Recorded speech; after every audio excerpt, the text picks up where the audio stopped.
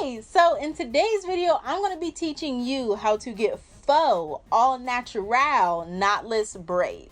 Now, the reason I'm doing this is because if you can do this, you can actually safely do knotless braids with added hair if you can master this. But if you can't master this, more than likely you're going to waste a bunch of money on extensions and hair and products to end up spending 2 days trying to install some knotless braids for them to come out like poop, okay? So if you can master this, you can master that. So definitely watch this video so you don't waste time and money, all right? And since we're on the topic of video, okay, go ahead, click that subscribe button. You know you want to. Come on, click the subscribe button. Your girl will really appreciate it. Now let's get into the nitty gritty.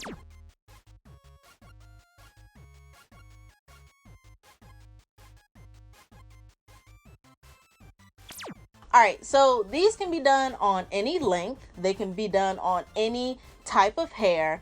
And best of all, they can be done on fine natural hair. Okay, so y'all know I'm a naturalista, all about the natural, safest way possible.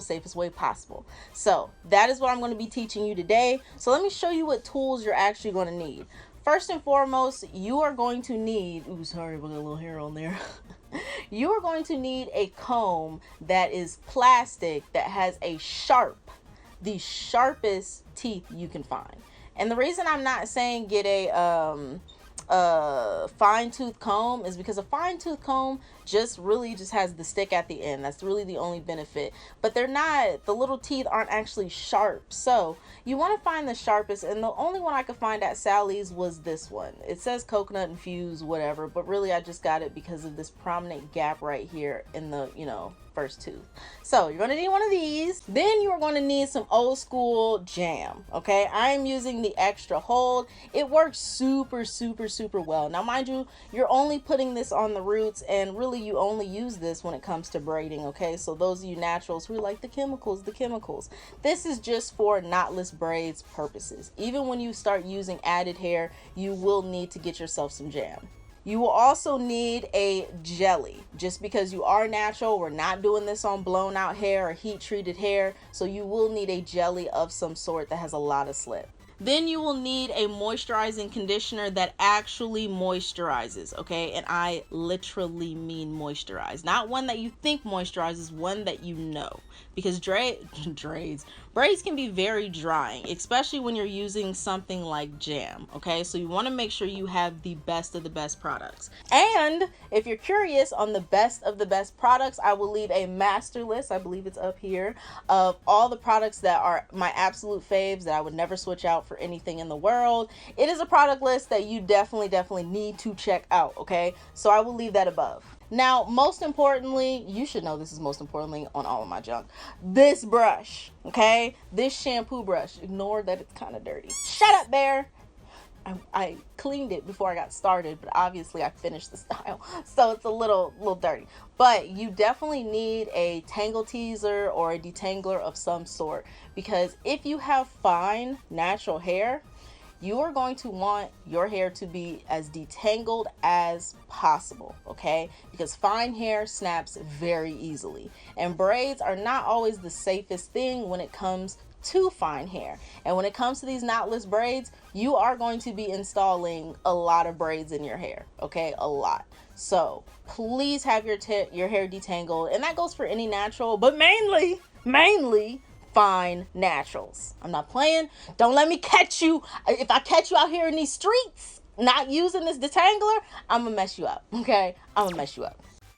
All right. I didn't mean to get so rough with you. I'm sorry, but these things are important. Now, we are starting off on freshly washed hair. If you're curious what I wash my hair with, you can go on my channel and find any of my product reviews. I still use those products. Or you can click this master list that has like an in-depth run through of all of my favorite shampoos and conditioners. Now, when it comes to parting, I am not the best at it. So as you can see, I'm doing the old trickaroo that my mama taught me, which is to follow your nose and then part upward. Okay, that's literally the best advice I have for parting. And as you see, it's still gonna take me a minute to get that down, but I'm still following the nose though, mom. I'm still following the nose. Okay, now, if you are somebody who sucks at parting, this is what I mean by if you can't do the small things right, you won't be able to do the big things right. So before you go out and purchase all of this hair and you try to install your knotless braids are really like 60, well, I'll say a good, actually 40. It's a good 40% parting. If your parting's off, your knotless braids are not going to look as sleek. So either have somebody part your hair for you, because that's what I'm going to do when I actually go to install my knotless braids. Or you can go ahead and look in the description box below. Yes, your girl got you. If I can't do it, another YouTuber can. Okay, so I'm gonna leave some YouTubers who are fire at parting, and you can watch those videos. If I find any tutorials on parting, I will leave that in the description box below, because I'm not the YouTuber for that. As you see, your girl had to go off camera, okay, because I was struggling. All right, I have no mirror in front of me. However, I'm gonna go ahead and show you this one little part right here. And the reason I'm showing you is because my detangling process in my shampoo and conditioning phase was so simple and easy that I don't have any issues parting my hair. Okay, so the shampoo and conditioner that you use, you really want to make sure that it has a lot of slip, which is why I'm listing that master list, because if it doesn't have slip, you are not going to have a good detangling process. You're going to rip out hair, and these knotless braids are going to be extremely dangerous for you to be installing. Okay, so you need to do it on completely detangled hair. Okay, you see I'm using my shampoo detangler. Okay, it's real out here. So I'm going to part that section again. And see, that part's kind of nice. You know what I mean? Look at me. To not have no mirror, no nothing, I'm doing pretty good out here in these streets. Okay, so I'm going to take my jam and I'm just going to place it around my part. Now, if you, or actually I'm taking oil right now. My bad. Jumped ahead of the gun there. But I will be taking jam and using that in order to really show off my part. And that is another really big tip, okay, when it comes to knotless braids. It's all about showing off the parts, and it's all about the jam. Okay, so I'm definitely going to sleek that down, and this is great practice for when you get ready to buy your hair and actually sit down, because it takes like, if you got a big old head like I do, it takes like 2 days to braid, you know, with extensions. However, pay attention to my braiding right here. Okay, I'm gonna shut up. I'll let you just look at it.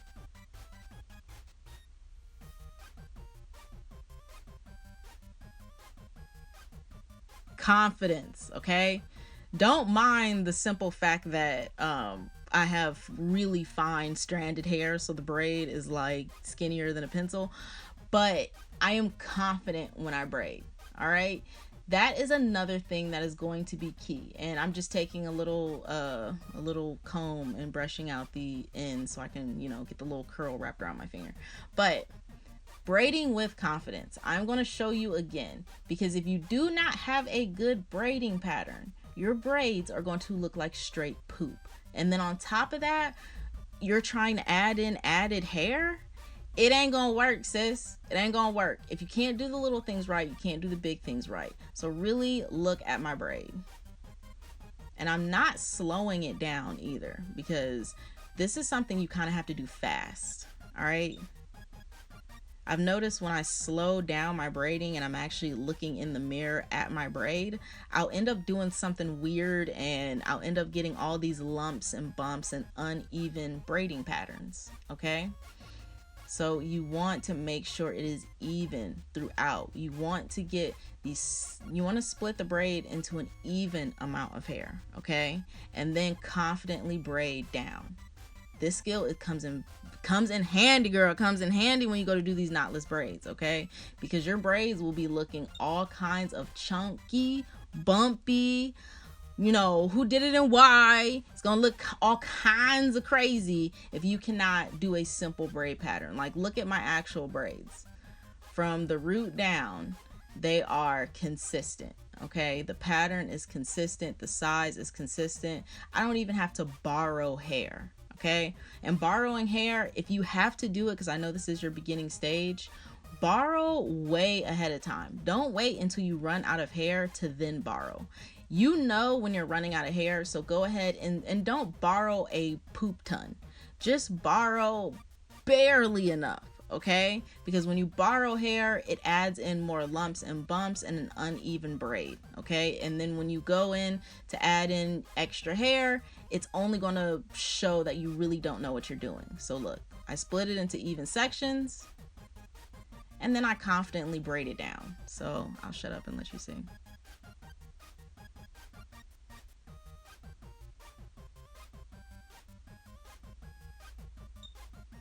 Now I actually did borrow some hair, and you see where I borrowed hair, how it produced a lump? Yeah. I'm about what I'm talking about, okay? I did not have to borrow any more hair, and literally it is nice and like sleek and the same size, besides the point where I borrowed hair. Okay, now when you actually go to install your knotless braids, sorry, I had to get a mirror, but when you actually go to install your knotless braids and you're borrowing hair, of course you're going to be borrowing hair, adding in hair, so it's not going to make that big of a difference. But I want you to get it down packed now, because if you can't even do it when you regularly braid your hair, it is going to look horrendous when you have to add in added hair on top of that. So you can see it really well here where I didn't borrow any hair and the braid is the same size from top to bottom. Okay, now if you have any breakage or anything like that where your hair just naturally tapers, that's going to show. But when you actually do your knotless braids, that's what you're going to add in the added hair, so you can't see. But you still need to be able to braid efficiently. Okay, and I really love learning how to braid in this kind of way, because it saves you money and it saves you hair. Because when you have that free floating Kanekalon hair in your house and you're trying to learn how to braid, that hair gets everywhere. It's like cat hair, okay? That hair will be in your carpet. It will be everywhere, especially because you don't know how much hair to grab. You don't know what you're doing. You're getting hair everywhere. You're getting frustrated. So if you can do this, then once you're feeling confident in your parting, or you're feeling confident, maybe you have some time to really sit down and try. I know, right? Yeah, like I'm stressed out because, to be honest with you, it took me just 4 hours to do that. No added hair. It took your girl 4 hours to install these braids, and they're not even big, okay? Now here I'm just doing my edges, but literally it took me 4 hours to do that. So imagine having hair everywhere, and then it's going to take you 2 days to add in the added hair. Like, bro, it's ridiculous. But I'm just spraying with my favorite hairspray. This hairspray is Maxed Out by Bedhead by TG. I've done a review on it before. I love this crap, or not crap.